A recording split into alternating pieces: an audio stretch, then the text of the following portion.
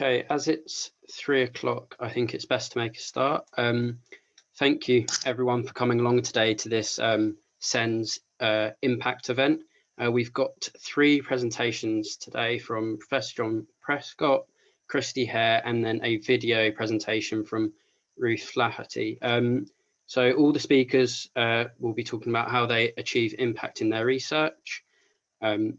And I'll let them introduce themselves in their own talks. And then at the end, we will have a Q&A for both John and Christy. So if you use the Q&A box at the bottom of your Zoom and then submit them there, and we'll answer them all at the end. They can be typed, and then you can either choose to leave them typed or unmute yourself and ask them. After this, as a follow-up, there'll be a workshop at the end of April on impact. That will be around the 27th of April, so you'll all be sent an email about that when that is organised. So I will hand over to John to start us off. Thanks, Tom, and welcome everyone. It sounds like a really interesting event on impact. It's a nice topic to look at. I'm just going to share my PowerPoint there. So my name is John Preston. As Tom said, I'm Professor of Sociology at the University of Essex and also Deputy Dean for Research. So I'm responsible for looking at research across our faculty in all of our departments, and that also includes looking at impact. And as Tom said, you know, in this talk, I'm going to talk about how I've made an impact in my own research and also some ideas for making an impact in your own research and through your PhD work. So let me just try and move through these slides. Hang on a sec. Okay, just share it again.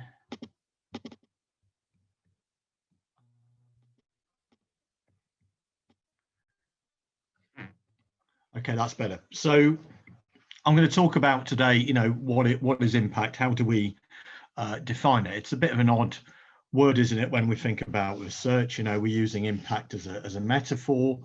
It could be quite problematic because you see an impact as something which is supposed to be quite large, and sometimes the impact that research makes or the effect that research makes is quite ephemeral.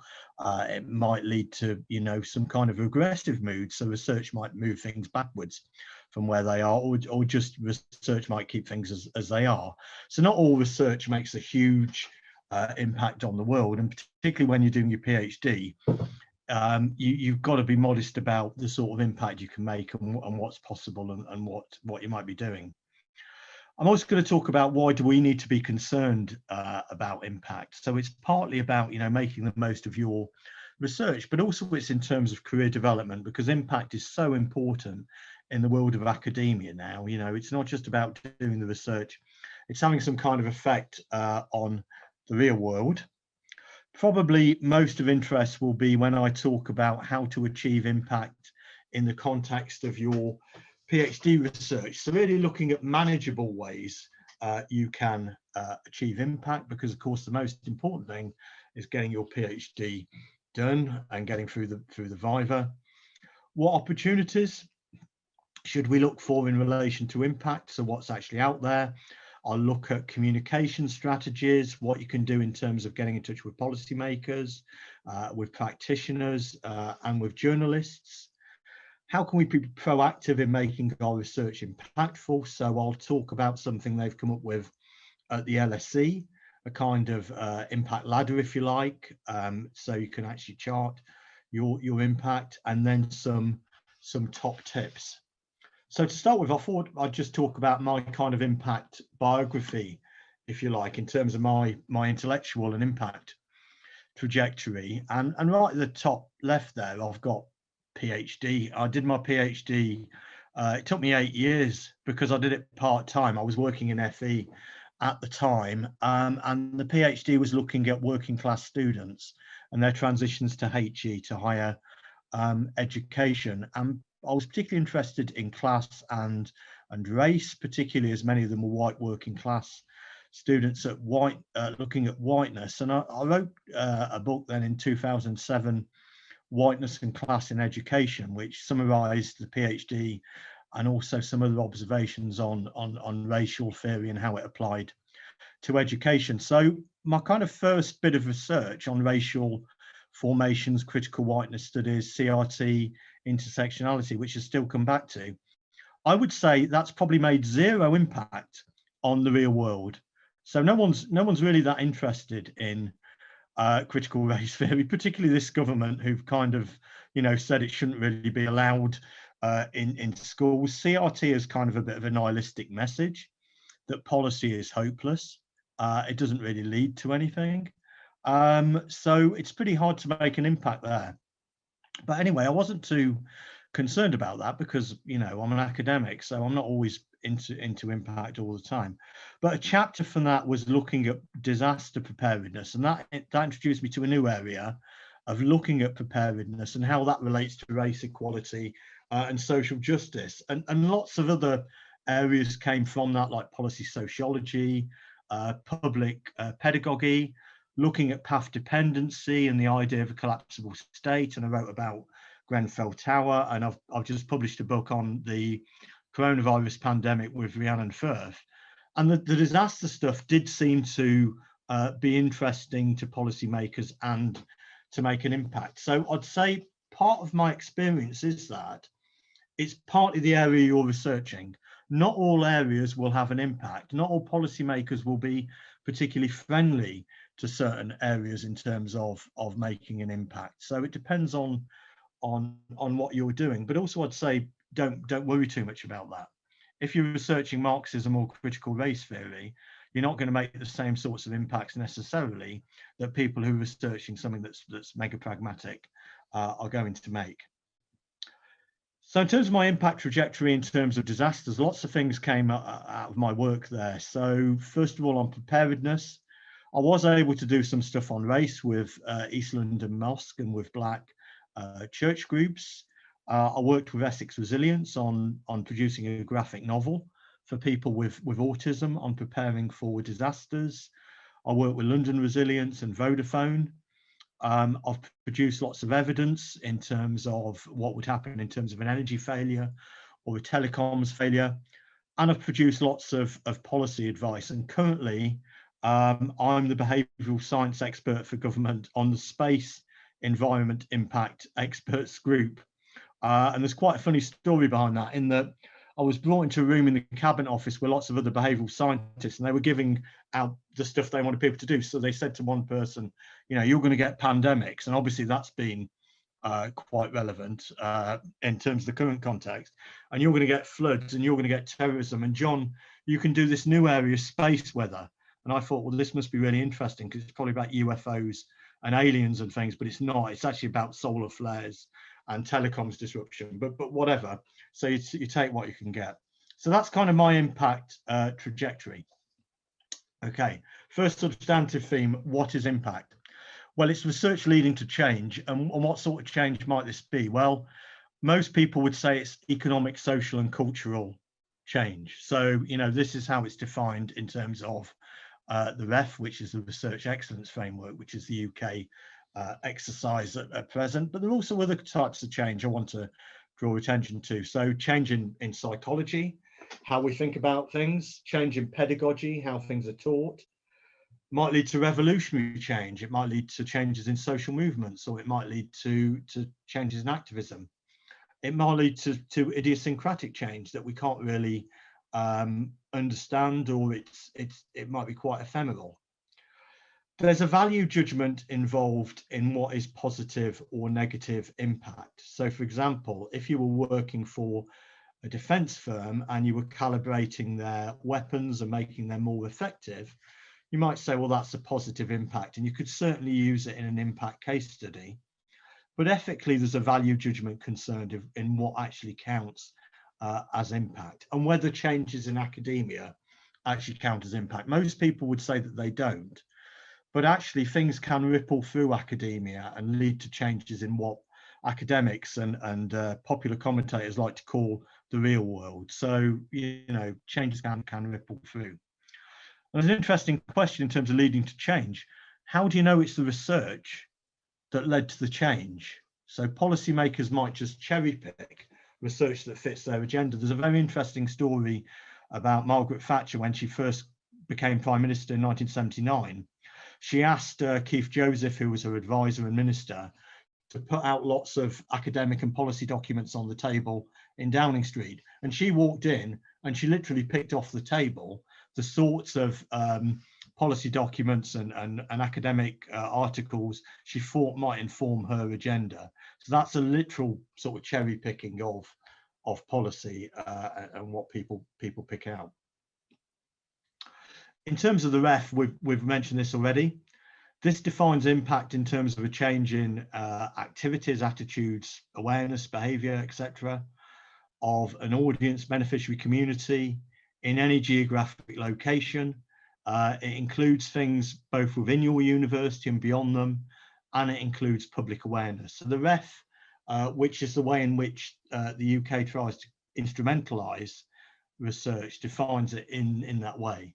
So, you know, impact is about looking at change. What sort of change might we be considering? Well, I say there's two types of impact. The first is really, you know, really deep kinds of impact. And this is defined in terms of things that have an effect on depth rather than breadth. So picture of an ocean there.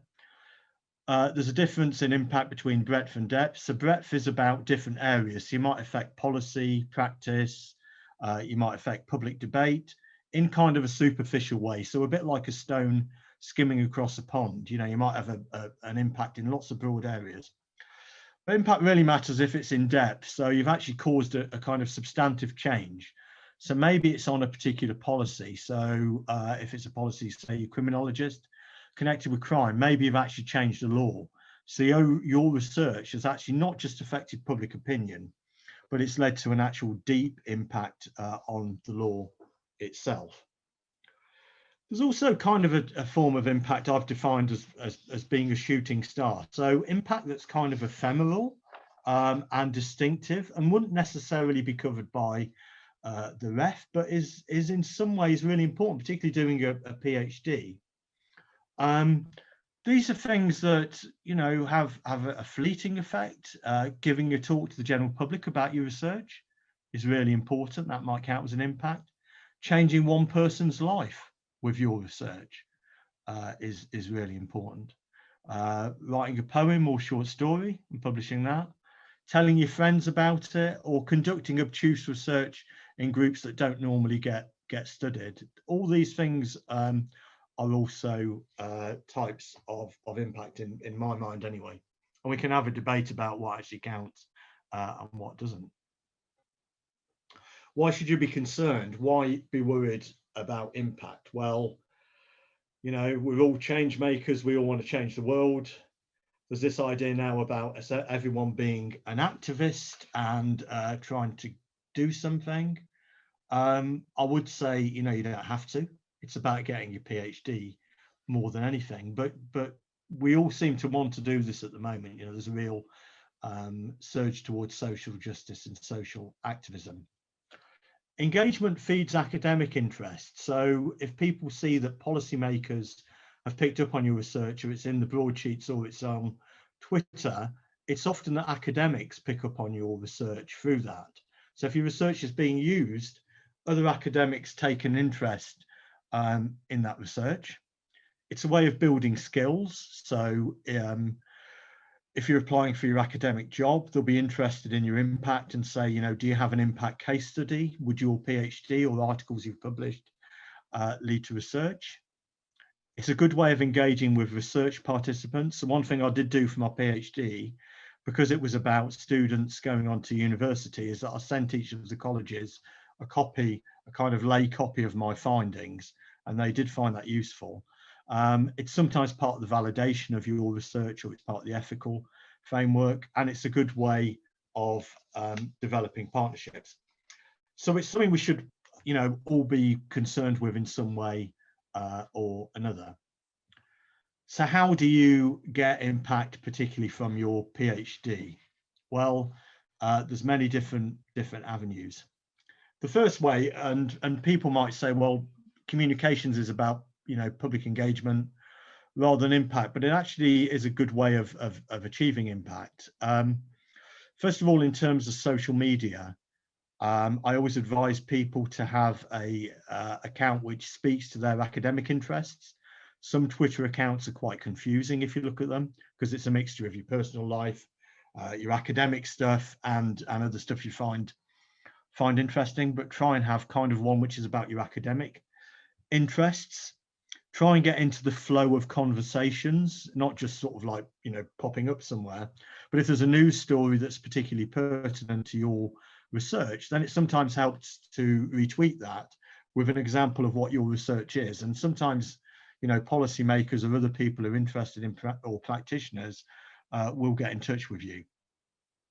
Try and have some other kind of media that feeds into your social media account. So I've got a WordPress blog. Other people do YouTube videos. Other people do, I don't know, Instagram or Snapchat, and feed that into their Twitter or into their Facebook. I would say Twitter's probably the #1 account to go for academics. You're actually making content. Try and find kind of interesting ways to disseminate your research. So I talked about, you know, doing a comic book. So we produced this comic book on infrastructure failure with people who had autism. The artist who drew it and put it together, she actually had autism and talked about that in terms of the work. So you can find really interesting ways to disseminate stuff, and that was then picked up by Essex Fire and Rescue, who used it in their impact in training people how to respond if people have autism. When we finally get back to the real world, you can do things like Pint of Science, which is kind of a stand-up science thing where you can talk about your research. So all these things make an impression and lead to kind of impact at the deep level there. I've put at the bottom there, doing policy presentations or practitioner presentations would be real impact. But all these things kind of lead to it. So it's all leading down this way. So having a Twitter account, blog, then maybe it's picked up by a newspaper or it's picked up by the media, and then it's picked up by policy. You can then reiterate it back. So you can go from your policy presentation and say what you did and put it back on Twitter. So I'd say, you know, use social media and use those avenues to make an impact. This then leads on to journalism. So you may have heard of a website called The Conversation, which is where academics can actually put their research, and your universities probably will have a contact there who can help you turn your research into articles for The Conversation. Maybe you could do something with your PhD supervisor, and those things are often picked up by the media. So I wrote an article for The Conversation, it was picked up by Yahoo, and then it was picked up by The Independent. So you can move things through the chain. Often they syndicate these articles. So something you've written for one thing can actually appear in the media, and then you can get some kind of policy interest. Of course, you don't have to use the media. You can go straight to policymakers. And here's 3 places you can go to try and get some policy interest in your research. The first one is looking at the UK, looking at the House of Parliaments and what's called POST, which is a Parliamentary Office for Science and Technology. And POST actually produce evidence for Parliament on different topics. So recently they did pandemics, but they've also done big data. They had a recent call for evidence on gender.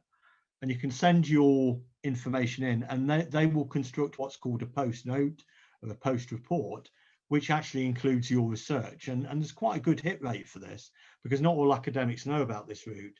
So you can send your information into the Parliamentary Office when they've got a call for information.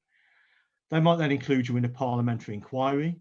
So there's the COVID-19 impact inquiry, which included quite a lot of research from academics and PhD students. So that's one route to policy. Another route, if you're more interested in business impact and policy, is to look at UK RI's Innovate UK, which is one of the funding councils that looks at the impact of research on business. And the Innovate UK calls, they often include calls for PhD students to take part in projects which then will have an impact in the business world. So have a look at those sorts of projects. They'll also team you up with businesses if you wanted to make an impact. There's also practitioner networks to get involved in, and if you're involved in a subject association like the British Sociological Association, or in economics or in government, you'll often find that your subject association has links to practitioners. So for example, the BSA has links, British Sociological Association has links to social workers, medics, and will allow you to actually share your research with them and have an influence in that way. So there's all these different routes and avenues which one can use. Of course, it wouldn't be a sociological analysis if I wasn't to say, you know, in some ways impact is a rigged game, and I might write something about this at one point. But actually, you know, if you're going to make an impact, it helps if you're well connected, you know, people in the media, you're influential, you've got money to go down to London, you've got the cultural capital, so you know how to hold a wine glass and how to pass the port, etc. And you know the rules of the game, so it's all Bourdieu. So you might say, yes, impact might be a rigged game, but you know, it doesn't have to be. And there's different groups you can be involved in. It doesn't mean, impact doesn't mean, you know, making an impact on Parliament or the government. It might mean making an impact on a local community. It might mean making an impact on an excluded group. So you've got to define it in your terms. So yeah, Bourdieu talks about games as being rigged, but Beverly Skeggs, another sociologist, says, yeah, games are rigged, but there's a way of playing them and turning them to your own advantage. So, you know, if you know the rules of the game, you can actually play it in a different way to a certain extent. So yeah, I had to put that in somewhere. How do you make your research impactful is a really interesting question. So the idea of an impact chain is a useful one here. If we look at the Research Excellence 2014 and the Research Excellence Framework 2021, which is the way in which the UK government measures academic impact for academics, they put it in terms of a chain. So in grey there, you've got the 2014 chain. So they said, right, some underpinning research, which is a journal article or a monograph or a conference paper, makes an impact, and then you have the evidence of that impact. So it's kind of a causal chain. And Ref 2021, they just added to that a bit. They said, right, underpinning research must be a research output. So we define that.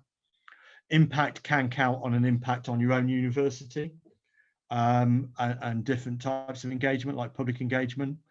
And they said it could be qualitative or quantitative evidence. They actually put some meat on the bones of what they said in 2014. But however you look at it, in either assessment, it's about a chain. And in terms of making an impact, LSE have devised this impact chain approach. So 3 stages, you know, what the research is obviously right at the start before the impact. There's research, there's impact, there's an outcome, and there's a documented evidence. And they give lots of questions you can ask yourself about impact. So the first question you should ask yourself is, in what area did it make a difference? You know, was it economy? Was it environment? Was it animal rights? What was the outcome? What was the nature of the change, and how was it distributed and communicated?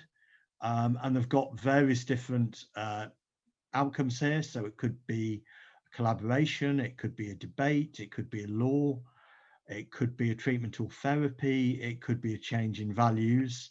They've thought of nearly every A to Z here, apart from X in terms of what the outcome might be.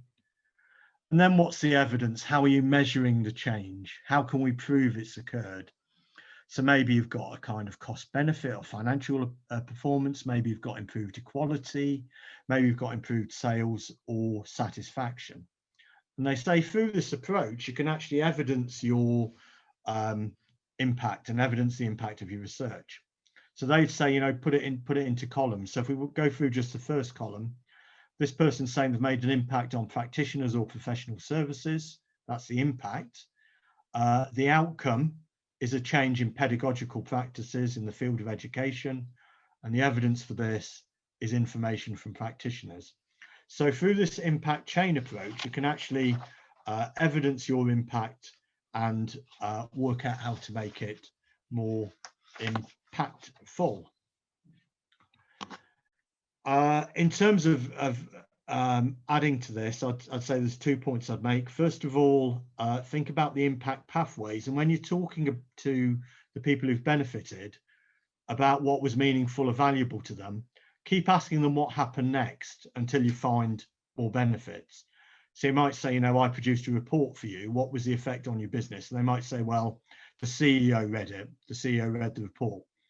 Say, you know, what did the CEO do with it? Well, he talked to his departmental managers. What next? They implemented some of the recommendations. And you can then find through, you know, exploring it with people, you can then find out what the actual pathway to impact was. And developing resources for an organization and then following that up with other work is a great pathway to impact. So keep the relationship going with them.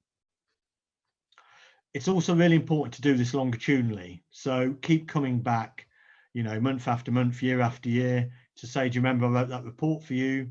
What happened next? What did you do with it next? And keep following it up. So really, it's kind of about relationship building. So to conclude, what are my top tips for impact? Well, I've got 5 of these.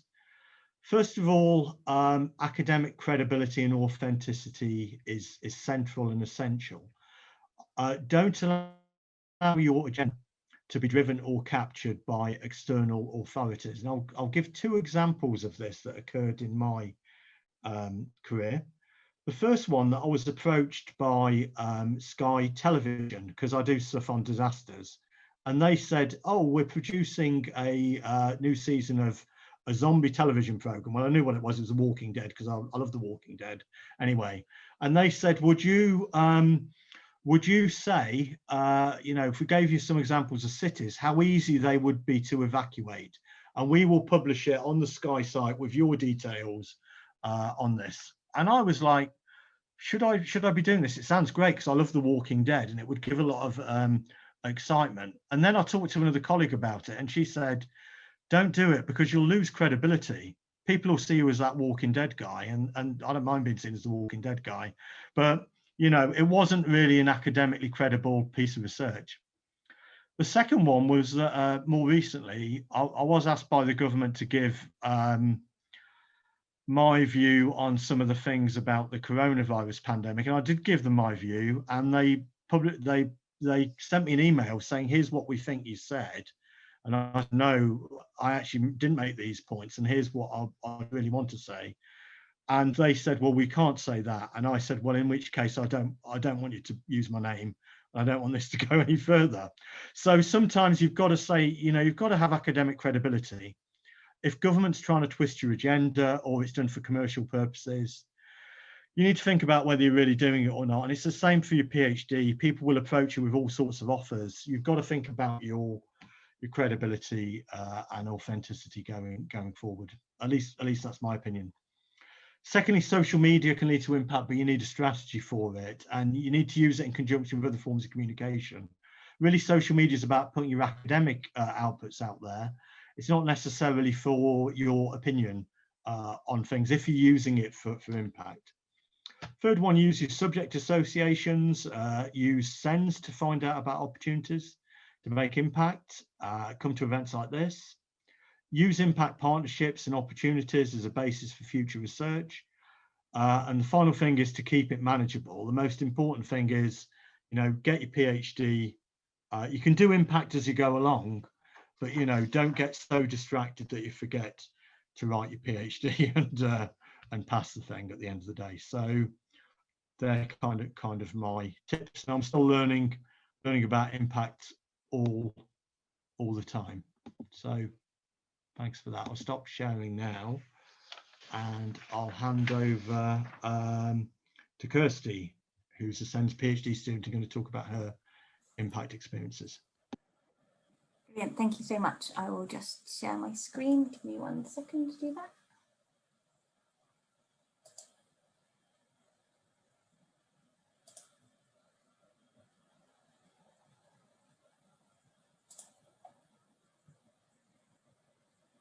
Can everyone hear me and see my screen okay? Brilliant, thank you. So hi everyone, my name is Christy Heha and I am an ESRC Scholarship PhD researcher at the University of Surrey, and my big passion is the polar regions. And so to me, the magic of research is really making a difference in the real world. Where else can you study and call yourself an environmental psychologist or a conservationist, which is what I do on a daily basis, if your research really isn't having this kind of real world impact, or my study is not generating impact for the greater good.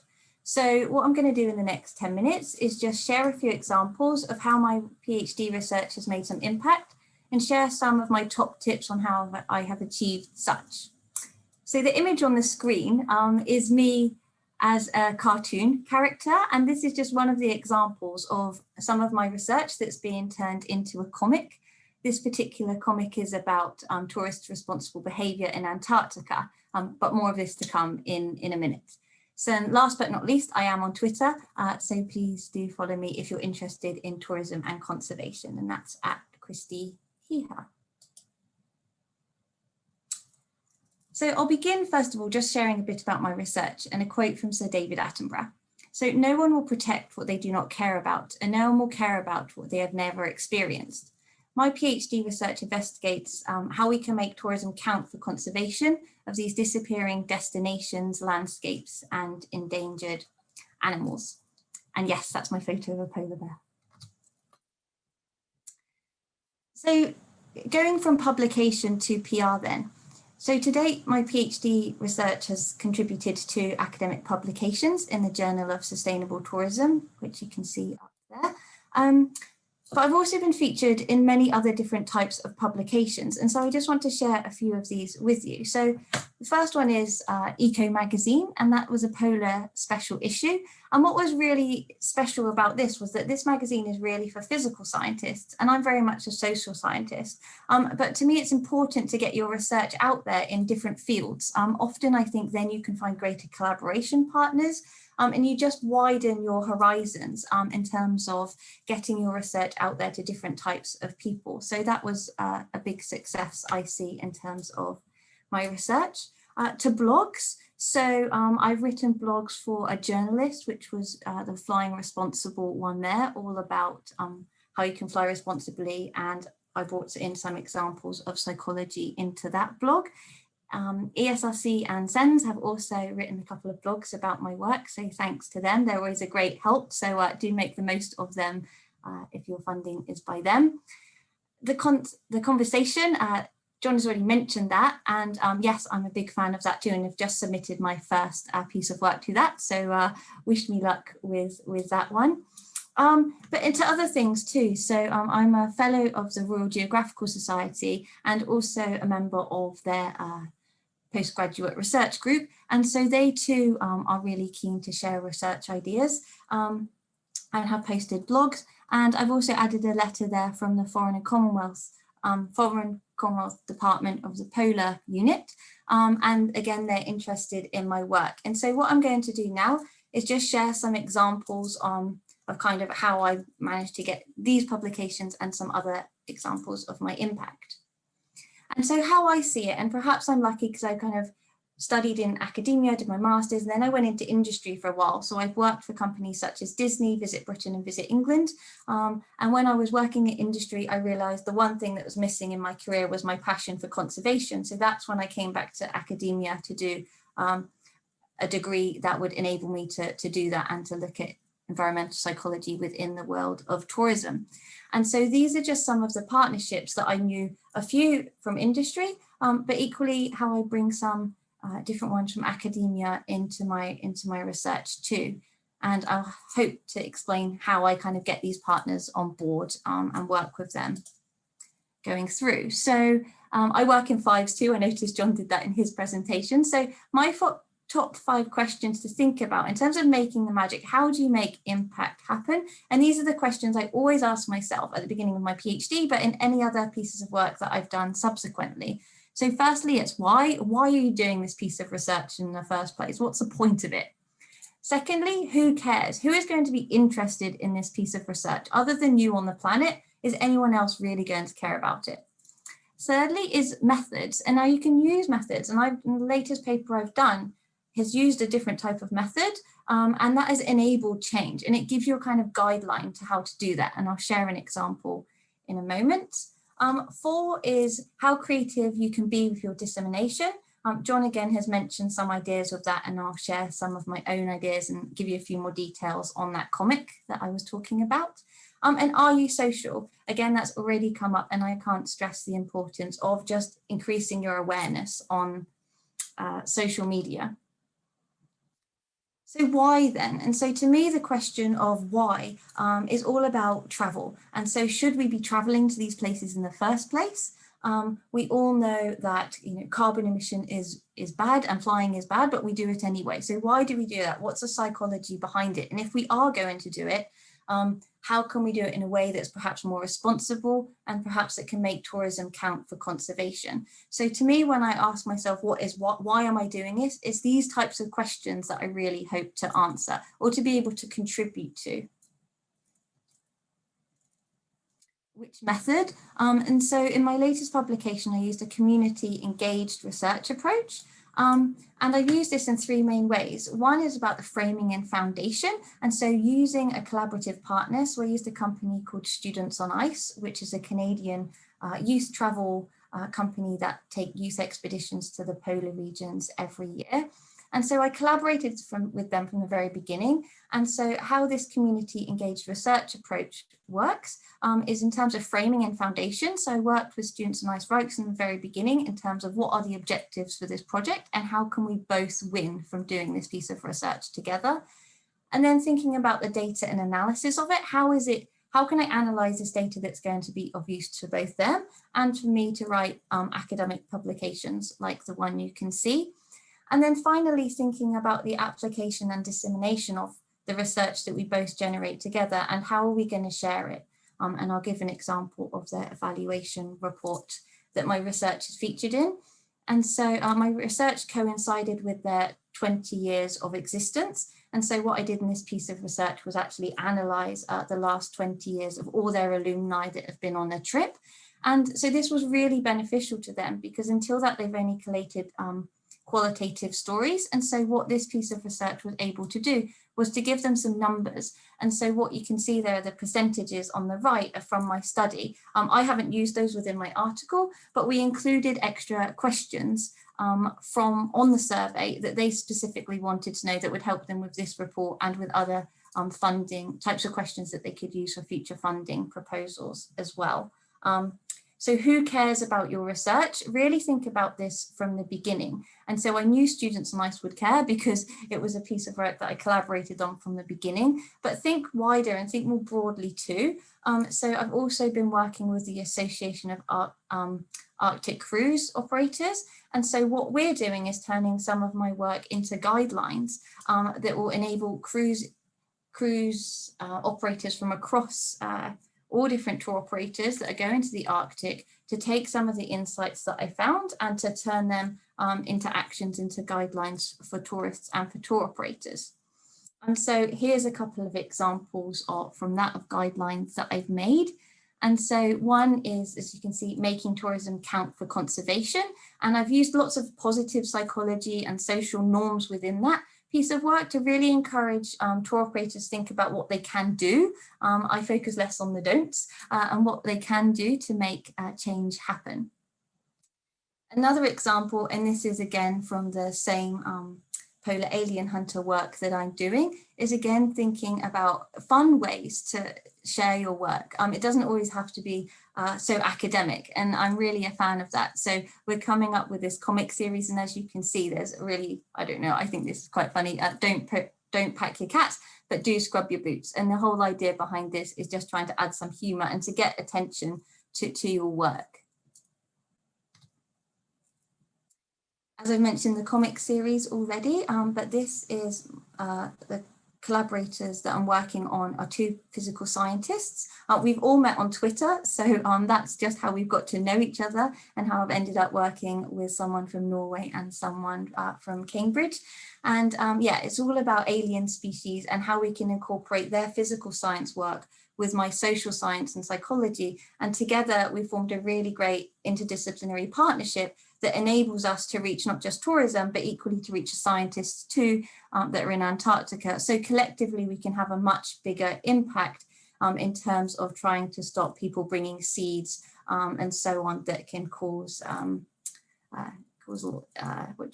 like invasive species to start settling and changing ecosystems in some of our most fragile and precious places in the world. So the fifth question I asked was, are you social? I wasn't, and kind of starting my PhD journey forced me to kind of get into Twitter, and I'm really glad I did. It basically, to me, Twitter is, again, and I agree with John, it's the platform that really enables you to keep in touch with what's going on with key academics. I always see events that are going on, perhaps I want to be part of, or just know that they're going on to join in. And just to keep making connections all the way through. So I really encourage Twitter. I've also signed up to Facebook to try and launch a bit of that too. And maybe I'll start an Instagram account too, but that's kind of one of my New Year's resolutions for the last couple of years. And I haven't quite got to it, but perhaps this summer I will try to do that on Instagram too. And so how do I make this happen? So I've kind of called this top 5 magic tricks to succeed. So one is ask yourself these questions, which I've already gone through. So why, who cares, which method, how to disseminate, and are you social? Next is to think about your collaboration from the start and to add questions from your partner into your research. This just gets their buy-in right from the word go. Ask them about your objectives. Don't be shy. Come up with these collectively, and then they will be keen to learn more about your research, and they then often come to you to find out where it's at rather than you always chasing them for things. So try to, if you can, turn that kind of power relationship around. And one idea I have for this is don't wait till the end to share your findings. Be in communication continually. Your PhD is a long, slow journey. Mine was anyway. So things I've done is, like, when you're reading an interesting article or when you finished your literature review, send your top 10 insights to your partner. They were really interested, and that just keeps their engagement and their interest in your project, but enables them, probably they can learn things too and already impact change from your findings from the literature review, for example. And lastly, I've got on there, join the club, and I've already alluded to this, but I am a fellow of the Royal Geographical Society and a junior research fellow at the Arctic Forum. So just keeping your eyes and ears open to others that are really passionate about what you do. And just find collaborations and again, exposure and insight into others that are like-minded. So I'll save the last, best till last, and that's one word, and that's passion. And so these are just a few examples of how I share my research because I'm so passionate about it. And so taking my research kind of outside the classroom, as it were. So I've presented at Explore event on the RGS stage. I attend conferences, but not just, and to be honest, I don't attend many social science conferences or tourism related conferences. I more likely go to physical science conferences, or go to that picture of me in the middle at the top is from Arctic Frontiers, which is a holistic conference that takes place annually about Arctic issues across all sorts of disciplines, and I find those really useful. I've also written and published a photography and quote book, just from some of the quotes that I found from my PhD research that I found really powerful that I wanted to share in a different way. Never lose sight of who your idols are, and I was so privileged to be able to meet Jane Goodall last year. I've been invited to the Parliamentarians' Assembly for Antarctica, and so that's a picture in the bottom right. And again, that's just comes through networking, attending Royal Geographical Society events, and just meeting interesting people, or kind of, I have this phrase, fake it till you make it, to try and just meet new people and be brave enough to approach them at events or when you see them kind of in person. And usually it's passion that connects you, and you're able to host a conversation with some of these people. And I thought I would end by a quote from Ernest Shackleton, who I'm sure you all know from his Antarctic expedition. And by endurance we conquer. And I think that just basically sums up impact, is in, yes, it is a lot of work, but if you just keep going and keep trying, you will make impact. And to me, that is the magic of research. So thank you very much for your attention. And yeah, I'm happy to answer any questions. If that's the plan for now. Thanks very much. Thanks very much, Christy. That was absolutely fascinating, and how you'd made an impact in all those different ways, including, you know, your comic and Twitter, and also the interdisciplinary nature of impact. The fact that, you know, you work with scientists, not just social scientists in this area, and it was a really fantastic presentation, which really showed, you know, the passion you have for making an impact and the different ways you've done it. So thanks very much for that. I think before questions, we've actually got a video, and maybe Tom can cue this up. So it's Ruth Flaherty's video, who's going to talk through her experiences and tips on making an impact. So we've got that for perhaps 15 minutes now, and then we've got a Q&A at the end. So please put your questions into the sort of question box at the bottom. How to make the most of your PhD research, how to get the most impact and engagement out of the work you're currently doing. My name is Dr. Ruth Flaherty. I was a SeNSS funded PhD student through the University of East Anglia. I did legal research, and on the back of that, I've now got a job as a lecturer in law at the University of Suffolk. This was a picture taken of me sitting my Viva. This was just after I had passed my Viva in January. My PhD title was Lectural Poaching, a doctrinal and empirical investigation into the importance of unauthorised derivative works of fan fiction to society in the digital age, and how Article 17 of the Copyright in a Digital Single Market Directive undervalues them. So there was a lot of information in my PhD that I have managed to get impact and engagement out of. I'm aware that it is a difficult situation at the moment, and that with the COVID restrictions it has been hard to do this, but there are still opportunities out there. There are still ways of doing this, especially from home. And I know that SeNSS is doing a lot of work to help some students with any effect that they've had from this. Why is impact important then? Well, I'm sure you will have heard a lot else from the training that you've had from this this SeNSS session, but from my viewpoint, there are two reasons that impact is important. Firstly, from a grand scale, you want to get your research out there. You did this research, you're doing this work, and it has importance to you, and you should want to share it. You should want to get it out there, both in an academic sense and in a broader societal sense. So impact should be personally important to you, because it should be a way of sharing your own work and a way of looking at making your own work even more important than it already is. It's also, though, important, increasingly important, to institutions. If you want to go into an academic job, many institutions will require you to show impact and engagement due to the institution's requirement to engage with the research excellence framework. If you don't want to go into academia, impact is even more important, because it's a way of translating your research into transferable skills to get it out there beyond the traditional academic sense. So there are many reasons why impact might be important to you. What is impact? Well, I've got on the screen, there are two different areas of impact as defined by the ESRC. You've got the traditional academic impact, which is what a lot of you will think of when you're thinking about impact. So it is the contribution that your research makes in shifting understanding and advancing scientific method, theory and application, both within and outside of your own discipline, or indeed within or outside of your own stream, if we're talking in a SeNSS sense. And that's what a lot of you might have been focusing on in your research.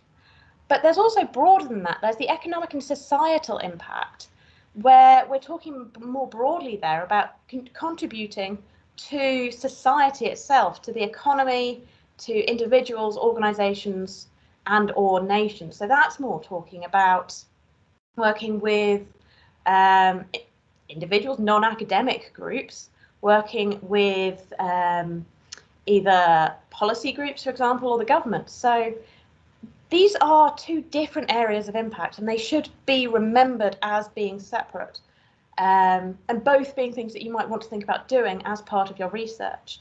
Depending on your research project, of course, one might be more achievable than the other, and depending on your institution, one might be more achievable than the other. But it is worth thinking about both, because both are important. So it can seem very big sky thinking to be talking about this level of impact when you're a PhD candidate, especially if you're very early on in your research. But it's something that you should be thinking about all the way through your project, because opportunities can come up at any point. I began making impact from the very first year of my research by getting myself out there and by having a plan. So there are many ways that you can do this, and I'm going to show you some that I did and some that you might want to think about, that you might have been told about by other people already. So I'm sorry if this has already come up, but these are just some thoughts that I had when putting this together. The very, very obvious one, and the one that you have probably all been told about already, especially from an academic standpoint, is present. Go to events, go to conferences, not just as a viewer, not just as an attendee, but actually get up in front of people and do a presentation on your research. This is for several reasons. This is partly to develop an academic CV, as you'll see from on screen. This is my list of presentations, an edited list, because it's actually quite it's a much broader list than that. So you want to get your research out there from the very first moment that you're doing it.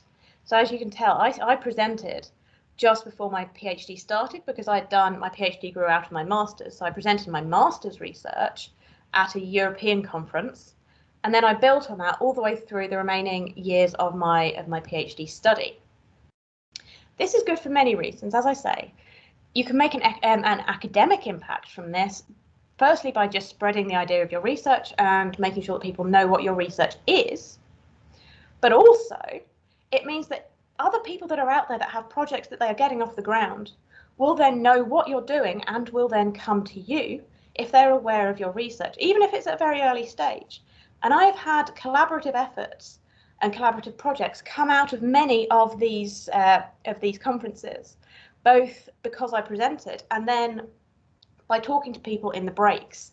So it sounds very, very trite, but presenting is incredibly important in terms of getting impact from your research and developing further impact. So I have a podcast coming out at some point in the next year to 18 months out of by going to conferences, and I have blog posts that have come out of these conferences, and I have a journal article that has come out of my engagement with academic networks and conferences and the people that run them. So please, even if you're a very early stage, don't think you don't have anything to say. You will have something that some people want to talk to you about. And even during COVID, when much is online, there are still many conferences going on, even in an electronic sense. So please do search out these opportunities and share your research from a very early standpoint. This will develop your academic reputation and will develop people's awareness of what you do. Publish. We all know the very trite sentence about academia, especially, is publish or perish.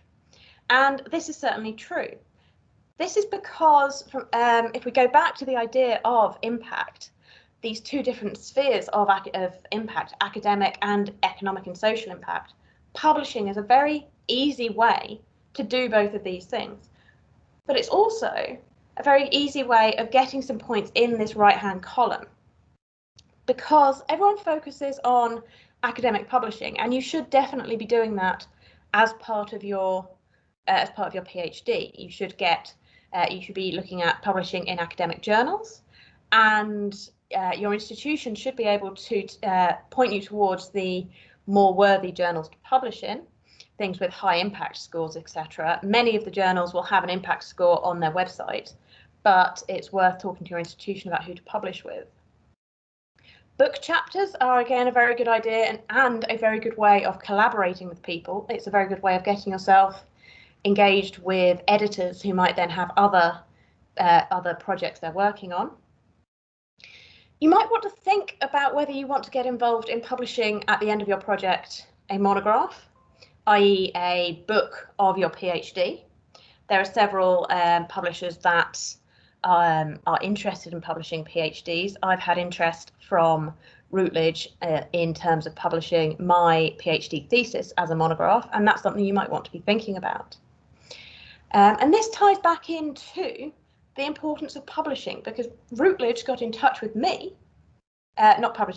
presenting, because Routledge got in touch with me because they had read the guide, the list of abstracts for one of the major conferences in my research area, and they contacted me and they asked me to send in a book,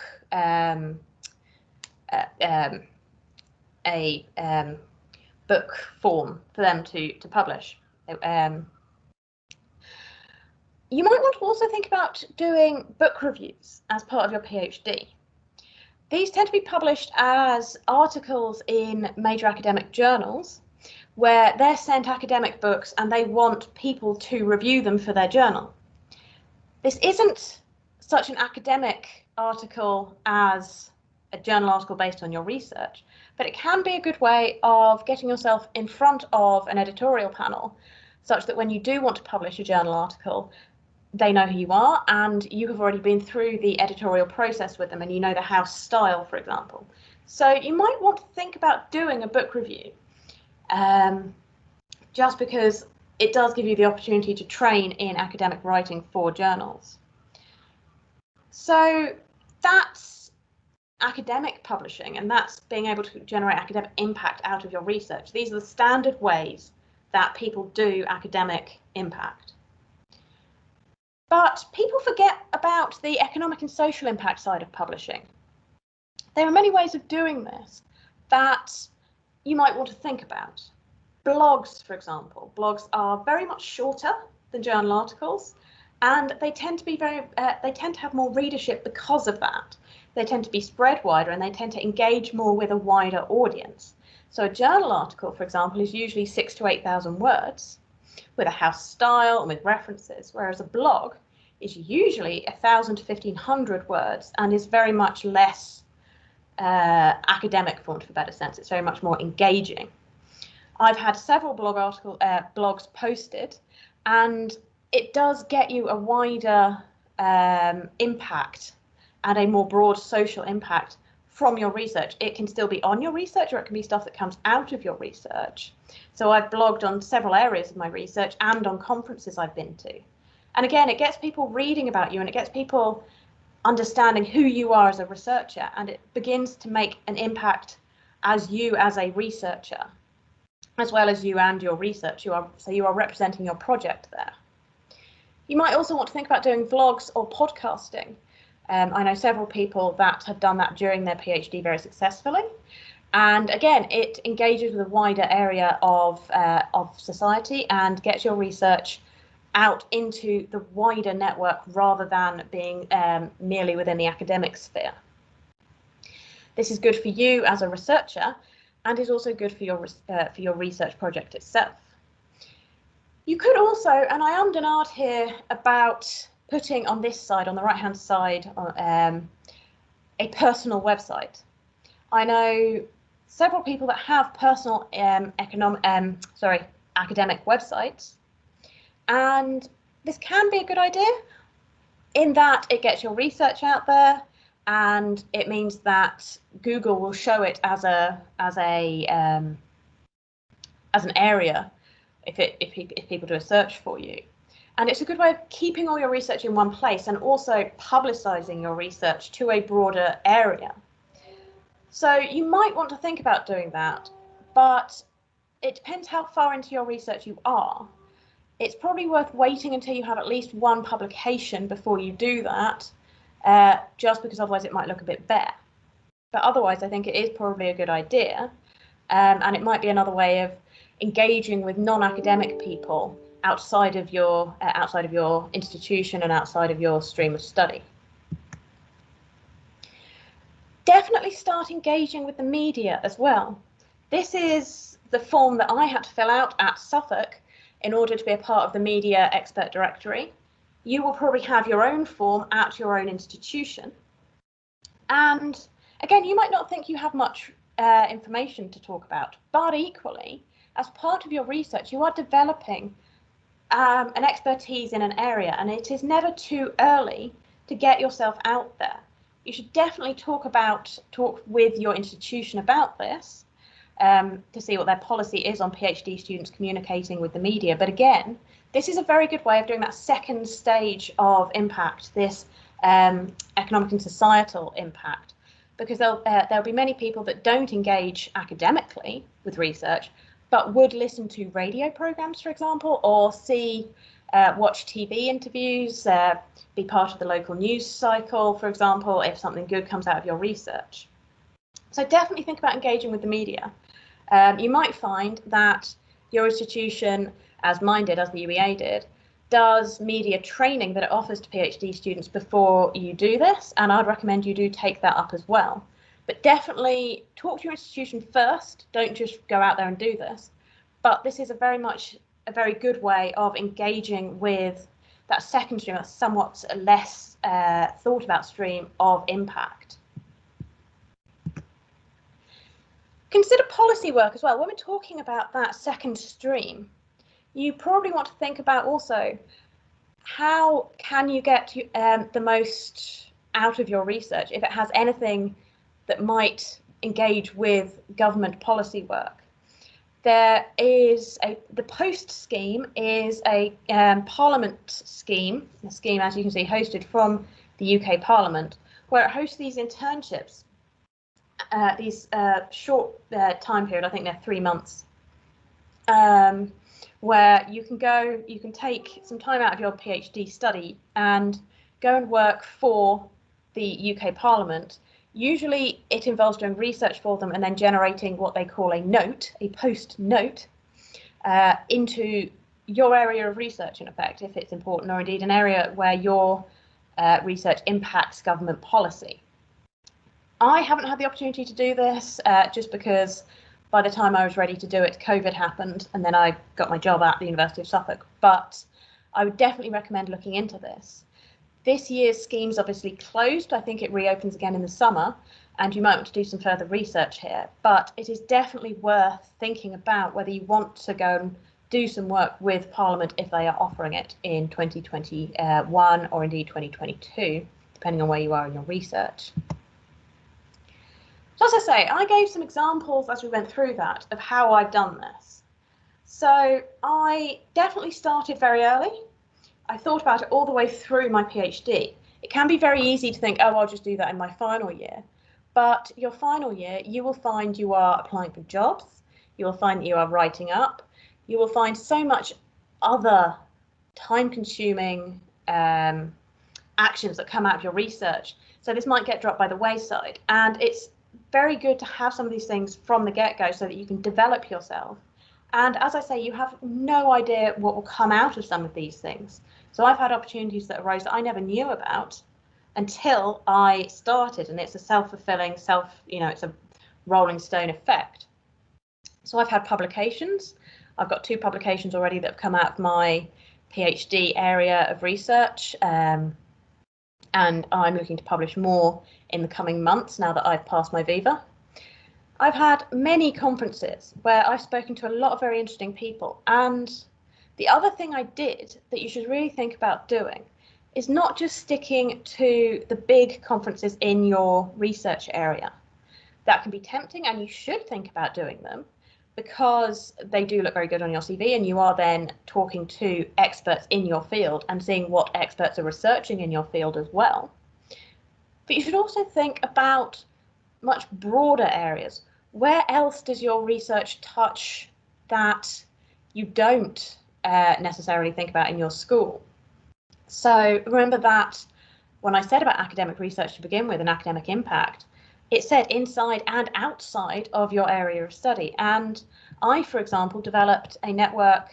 I went to and developed a network with the Fan Studies Network, because my research is mostly talking about copyright law and empirical work looking at copyright, but it's looking at a specific form of copyrighted work, fan fiction, which meant that I then went and made connections with the media-based Fan Studies Network, which is very much more media studies, literature, and film studies type of areas. That's very much more humanities-based than my research. But it gave me some really good ideas, not just for my research, but it broadened my knowledge of networking, and my publication came out of that. One of my publications is in their area, is in one of their journals. And it also gave me some projects that I could be working on the side and some different ways of thinking about my research. So definitely don't just always stick to your own area. Think about going outside of what you're doing, what your narrow research project is. Think about the broader implications of it to see how far you can take it. That then led on to a variety of other types of conference. It's also worth thinking about presenting in smaller groups as well as larger groups. Massive annual conferences are great, but you should also think about doing some smaller research seminars or PGR type events to get your name out there and develop a network at your level, because then you can create collaborative projects between yourselves as well. And there's a lot of very good research that comes out of that. So this is the academic impact that I've had. But I've also done some of this economic and social impact. I've published blogs on a variety of different platforms, so both academic type blogs based in my law school at the UEA that were for a much broader audience, but also a fan studies blog that I posted on to get my name out there and to get impact from the research I'm doing. I've also been involved in ESRC funded projects in my research area. I've helped run them as an assistant for other researchers, other PIs, and have discussed with creative non-academics my research and my viewpoints on this. And that, again, is impact that comes out of your PhD. I've got a variety of collaborative projects that are now coming out of my PhD project, both within law and externally, looking at things like podcasts and books and book chapters. Also think about doing outreach events or summer schools, which again can be advertised as very academic, but are at their heart about engaging not just teenagers with the idea of university, but with your research and with the idea of doing research and getting your studies out there in a much broader sense to society. Because obviously students, when you do an outreach program or a summer school, you're not just trying to convince them to go to your university, but you're trying to convince them to go to any university, which is impact of your research, because you are then helping in a broader sense to talk about education to those that might not otherwise have considered university. So that is impact in your PhD from my perspective as a recent doctoral candidate. I hope that was helpful. I hope that you got some good information out of that, and I hope that the rest of your studies are going well. Have a good afternoon.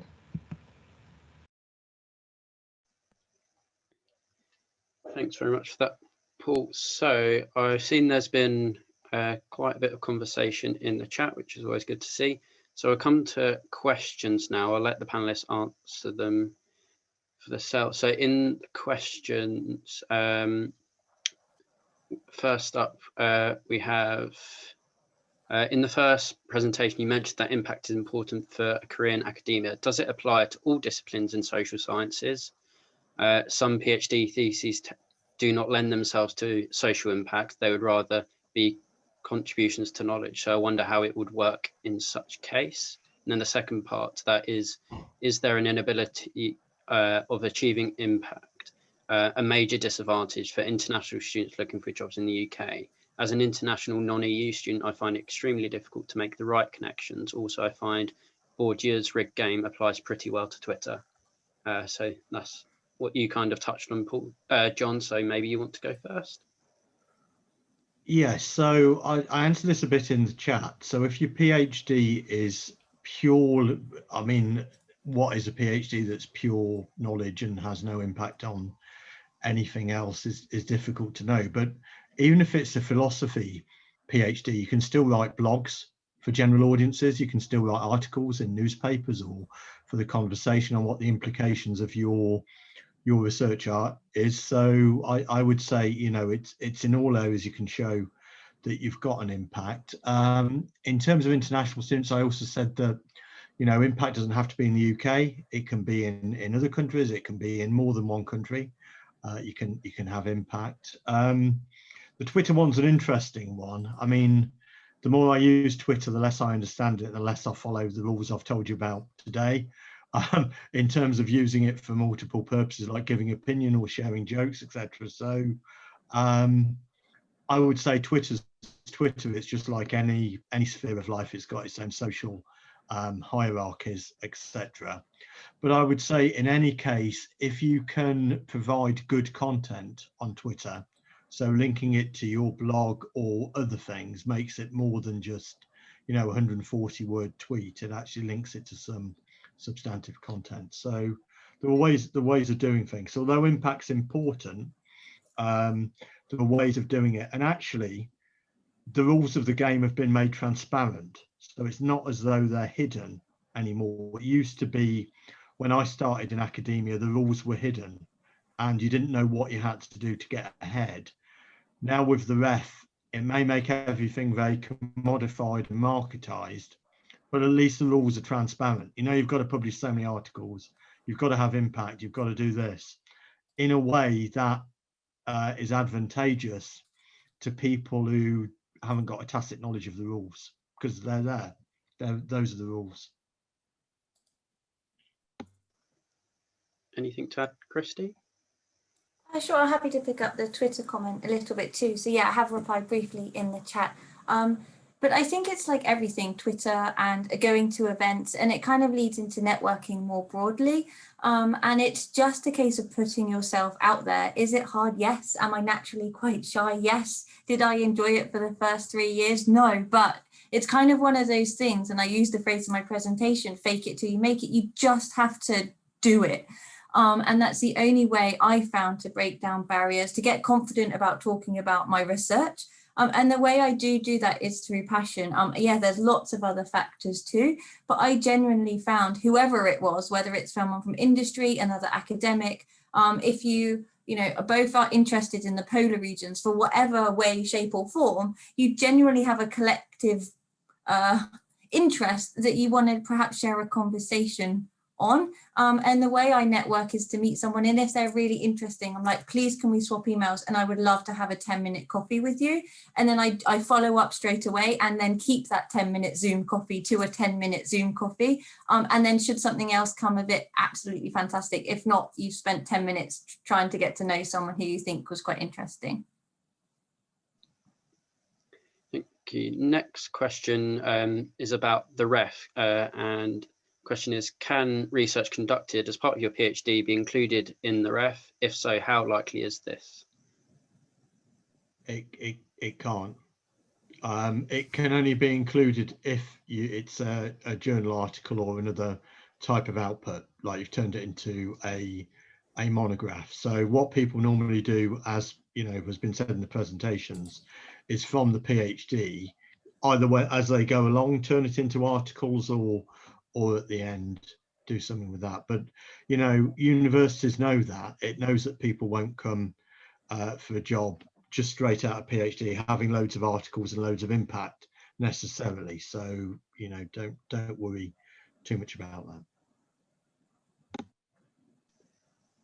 Okay, and next question is about starting out, getting your research out there. I think you both kind of touched on it with things like the conversation, but are there any other journals or publishers or websites you'd recommend to get started with? Christy, maybe you want to go first? Sure, thank you. Yeah, I'd start maybe internally. That's often easier too. So internally, in terms of perhaps there's a poster competition within your university. You can also submit posters to different conferences just to kind of test the waters and see. So I've attended a conference once and submitted a poster and presented that, and then kind of understood the environmental psychology conference a bit more, and then the next year put in a talk for a presentation. So you can kind of build on conferences.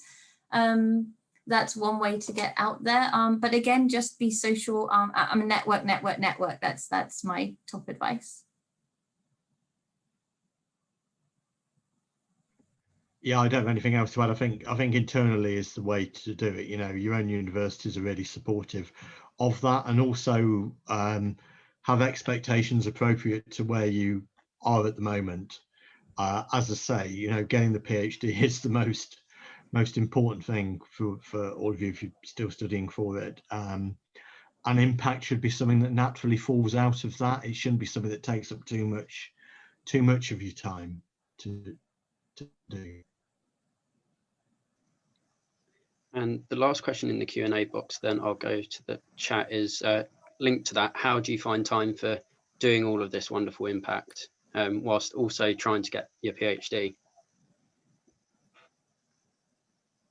Well, as I say, it should naturally fall out of it. It should be part of what you were doing. So it's either because you like to engage with people, you know, and as Christy said, that sort of engagement is really important to the research. So it might be a natural part of what you're doing, that as part of your research you have to engage with different communities and with different groups.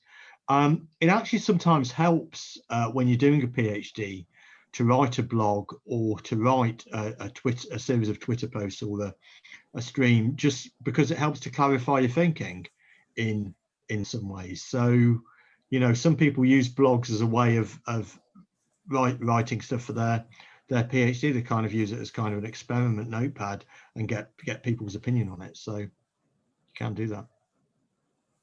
Yeah, I completely agree with John on that. I've just written down two things.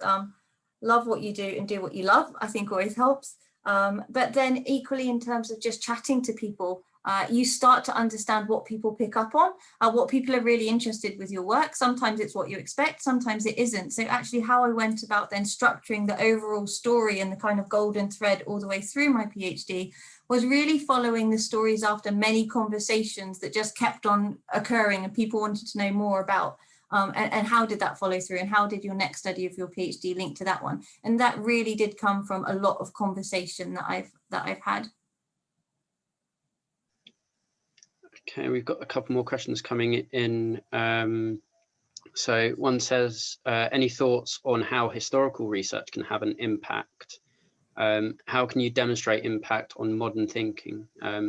So if you're looking at historical perspective, I don't know if either of you have done that. How have you made that impactful at all? Yeah, well, some of my research actually is historical. So I look at the history of civil defence. And how does that actually have an impact? Well, I did actually get onto, I wrote an article in The Conversation saying, you know, why doesn't Britain have any policy, any kind of public information about preparing for nuclear war? Because we'd protect and survive in the 80s, well before any of your times. We did have a public information campaign.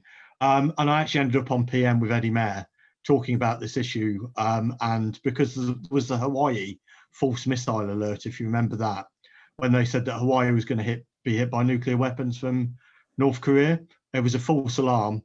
And the question was, in Britain, would we know? So there was some publicity there. Historical research is really important, actually. And the Foreign and Commonwealth Office engage with historians a lot in terms of foreign policy and diplomatic sort of policy of Britain. And you'll find that most government departments do engage with historians. So historical research is immensely important for understanding what's happening now. In fact, there aren't that many studies of the Spanish flu in 1918, 1919. If you look historically, and we could do with more. We've done with more now to understand what's happening right now. So historical research is immensely important. You know, blogs, but also policy people are very important. It depends on how you present it and how you make it relevant to current concerns, as well as stuff on heritage and all that sort of impact as well. I work with, in my department, a sociologist, Michael Roper, who writes about commemoration, writes about the First World War, but also writes about commemoration. So every year, you know, his research is picked up on in terms of how we commemorate the First World War. So yeah, historians can have impact. Christy, anything to add? I can add a general media point that's sort of related to that in terms of just making things newsworthy for the media to be picked up. So particularly just think about, I don't know if it's seasons or big holidays coming up, whatever you can to try to get a kind of hook that the media might be interested in just helps from social media to getting your work picked up more widely.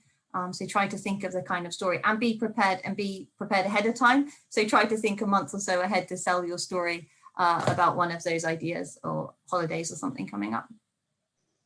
Thank you. One more question in the Q&A box. How do you see open access fitting into this impact? That's quite a thing that's become quite popular now. So very good question.